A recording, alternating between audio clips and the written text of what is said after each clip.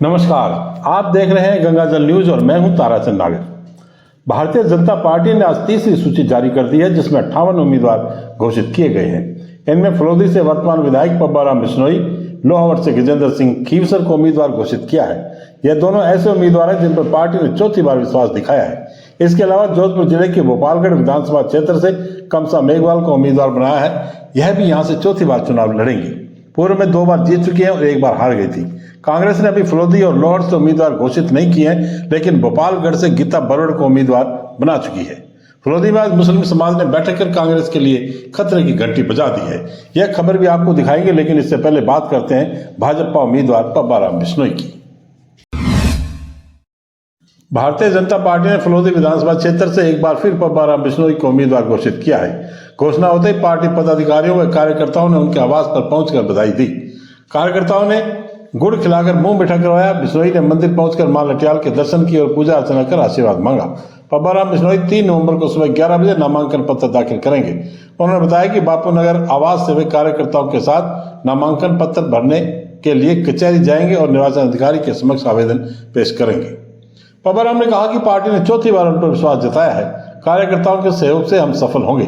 इस अवसर पर पार्षद नरेंद्र सिंह शेखावत, रतन सिंह बाटी, एडवोकेट बाप, शहर मंडल अध्यक्ष शिव कुमार व्यास, हरि माड़पुरा, सौरभ बोरा आदि मौजूद रहे। पार्टी ने वर्ष 2008 में बिश्नोई को पहली बार उम्मीदवार बनाया था, लेकिन कांग्रेस के ओम जोशी के सामने उन्हें पराजय का सामना करना पड़ा।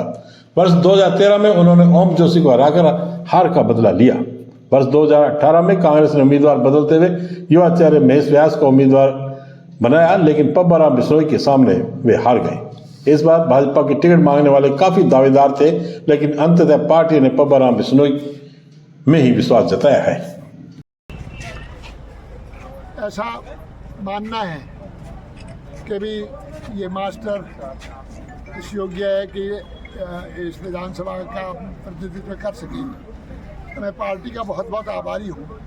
हम तो संगठन के लोग हैं और जो जिस रूप में भी पार्टी का हमें काम में लेना चाहती है, उस रूप में हम लोग तैयार हैं। ठीक है, हमें टिकट दिया, चुनाव लड़ने के लिए कहा गया।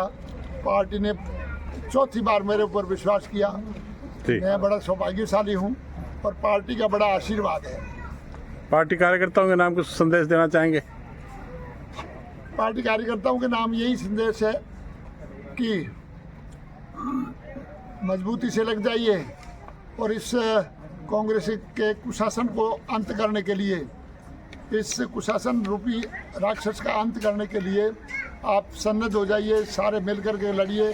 अनेक तरह के प्रलोभन आएंगे, अनेक तरह के विचलन आएंगे, परंतु उसके अंदर विचलन के अंदर बहाव नहीं पड़ना है और मजबूती के साथ में राष्ट्रवाद के प्रति अपने आप को समर्पित करते हुए भारतीय जनता पार्टी को जिताने का संकल्प लें। साथ ही नरेंद्र मोदी जी के इस नेतृत्व के अंदर हम ये सीट भी उनकी झोली में डालें, ऐसा हम आह्वान करते हैं पार्टी कार्यकर्ताओं तो ऐसे। और इसके साथ में ये भी निवेदन करता हूँ कि जब टिकट थोड़ा लेट हुआ, पिछली बार 50 दिन पहले टिकट हो गया था जी, तो हम लोग रेवेन्यू गांवों तक पहुंच पाए, परंतु इस बार बहुत कम समय मिलेगा। तो ऐसी परिस्थिति में हम लोग शायद पंचायत हेडक्वार्टर तक पहुंच पाएँ। तो मैं उन सभी से क्षमा याचना चाहूँगा जिनके जहाँ पर मैं ना पहुँच पाऊँ। आप ही हमारे वो कार्यकर्ता है जो पब्बाराम बन करके, भारतीय जनता पार्टी के कार्यकर्ता बन करके, नरेंद्र मोदी बन करके और हमारे जेपी नड्डा बन करके और हमारे सीपी जोशी बन करके इस कार्य में संलग्न हो जाएं और जब तक विजयश्री नहीं हासिल कर रहे तब तक अपने आप को कटिबद्ध रखें। यही मेरा निवेदन है। कब भरेंगे नामांकन? नामांकन हम लोग कल ही भरने वाले हैं। अच्छा। यद्यपि सूची अभी आई है, तो सूचना में मुझे रात्रि को ही मिल गई थी कि आपको तैयारी करनी है। अच्छा। तो चूंकि कल का मुहूर्त वाला है और इसके बाद में मेरे नाम से कोई ऐसा मुहूर्त नहीं आ रहा है, इसलिए कल ही भरना उचित समझा और इसलिए हमने पहले तैयारी कर ली है। पिछली बार एक कांग्रेस के प्रत्याशी थे, एक कांग्रेस के बागी प्रत्याशी थे। अपनी राह काफ़ी आसान थी। इस बार अब तक के रुझानों से सीधा मुकाबला लग रहा है। आप इसको कहाँ तक मैं तो कह रहा हूँ कैसे मानते हैं? चार चौकोनी मुकाबला हो रहा है। आपको नजर नहीं आ रहा, पता नहीं है। पर अगर सीधा मुकाबला भी होगा तो भी कोई तरह के हमारा आम जन तक संपर्क है। हम एक एक व्यक्ति तक संपर्क ढाणी और गांव तक संपर्क है, और वो संपर्क मेरी ताकत है। और इसके लिए मुझे कोई चिंता नहीं है कि हम सीधा मुकाबला हो, टेढ़ा मुकाबला हो, और चाहे त्रिकोणीय मुकाबला हो, चाहे चौकोणीय मुकाबला हो। फिर भी कम समय और सीधा मुकाबला, तो प्रचार में आपको वो तो सामने वालों को भी तो उतना ही पड़ेगा ना। वो सामने वाले कौन से हेलीकॉप्टर लेकर घूमेंगे। ठीक, धन्यवाद।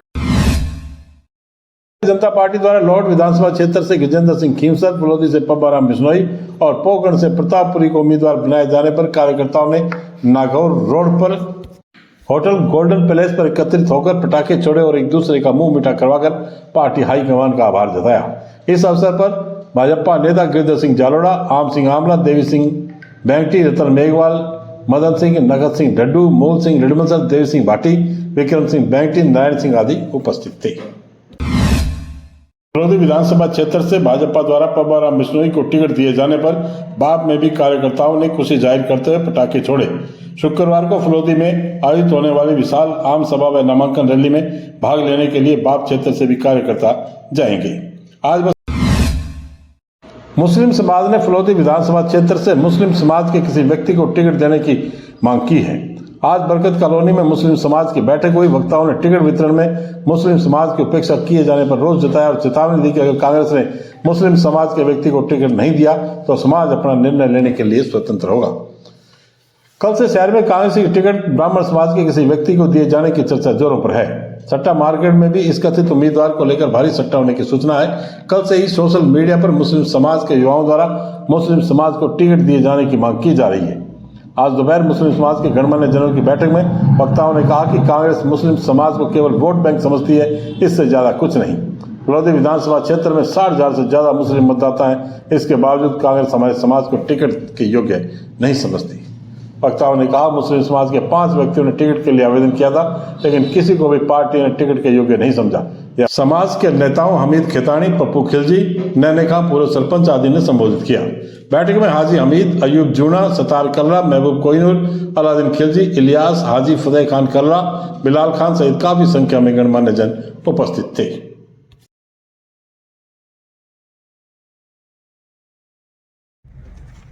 तो 8,000 वोट आला आपो आम आम कर रहा हूँ कि महाराज चाहे 5 जणों आवेदन करया चाहे 7 जणों करया। जयपुर में देखो पोना भेजा है वो मैं हो एके नो कहने कांग्रेस टिकट दे दे मोरी समाज की आज मांग है। पूरी बात है, समझ गया बात।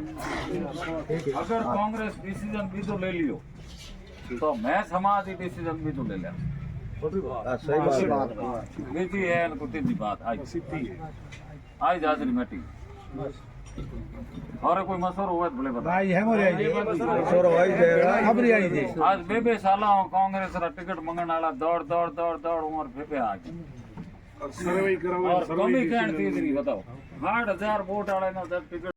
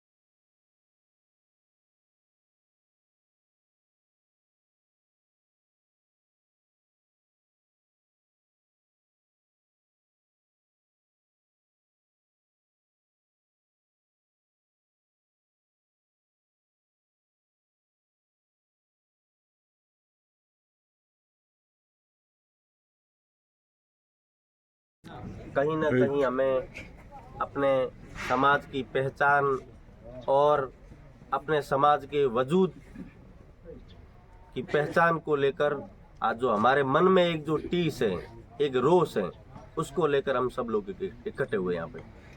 आज से पहले आज़ादी से लेकर आज तक हम सब ने कांग्रेस को बम्पर वोट दिया है। 100% हमारा वोट कांग्रेस को ही पड़ता है और हमारी उम्मीद हमेशा कांग्रेस से ही रही है। तो कांग्रेस को 100% वोट देने के बावजूद आज 60,000 से ऊपर मुस्लिम समुदाय के वोट है। फलोदी विधानसभा के अंदर मुस्लिम समुदाय के हमारा हक बन रहा था। पिछले 20 सालों से मुस्लिम समुदाय कांग्रेस पार्टी से दावेदारी कर रही है कि हमें मौका दिया जाए। उसके बावजूद यहाँ पर 2 प्रत्याशी पिछली बार उतारे, वो दोनों प्रत्याशी हारे और अभी जो बाजार में जो सरगर्मियां चल रही हैं उसी समुदाय से वापस एक प्रत्याशी और उतारा जा रहा है। यानी कि हमारे जो 60,000 वोट कांग्रेस पार्टी को नहीं दिख रहे हैं और 10 से 20,000 की जहां से गिनती होती है शुरू, उस समाज से वापिस प्रत्याशी को मौका दिया जाना कहां तक उचित है।